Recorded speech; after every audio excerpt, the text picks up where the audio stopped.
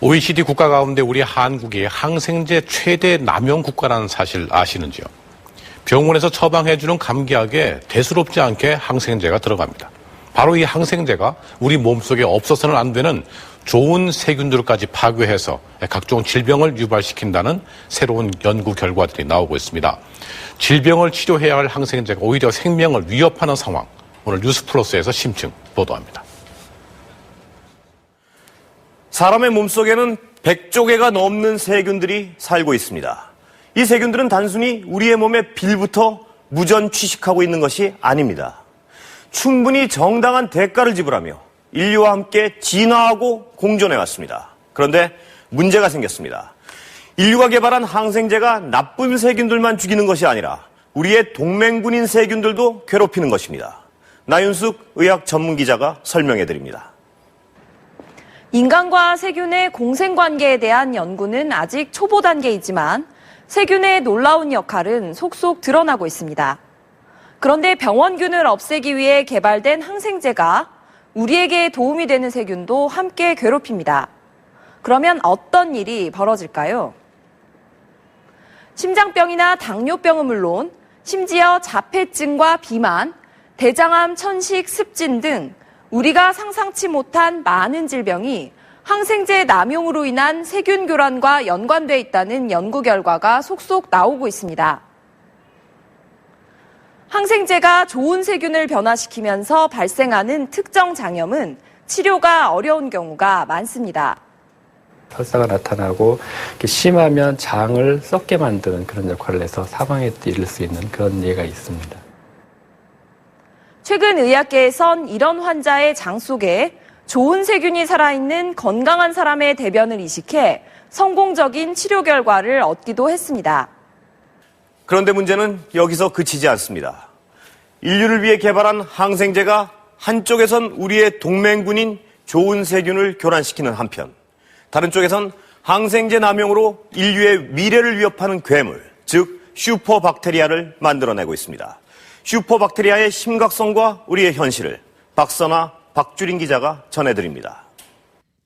2011년 여름, 유럽 전역이 발칵 뒤집힙니다. 신선한 채소를 먹고 사람들이 쓰러지기 시작한 것입니다. 항생제 남용으로 만들어진 강한 내성을 가진 슈퍼박테리아가 원인. 4천여 명이 감염되고 50여 명이 사망했습니다.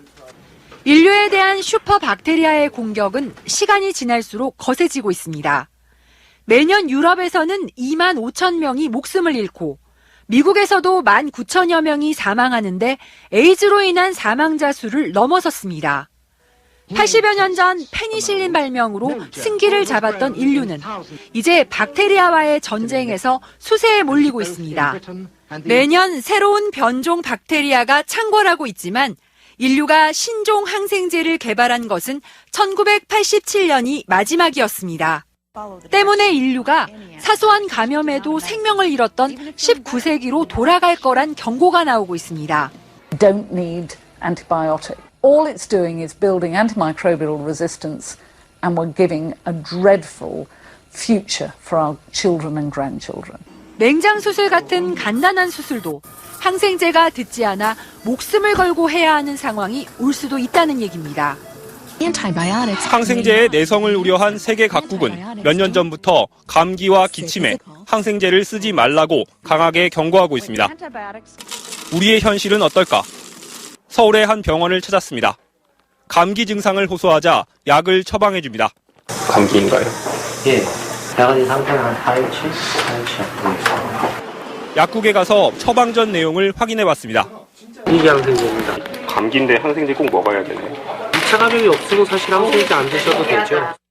80% 이상이 바이러스 때문에 생기는 감기엔 항생제가 필요 없지만 여전히 우리나라 병원 2곳 가운데 한 곳은 만에 하나라는 이유로 감기에 항생제를 처방하고 있습니다.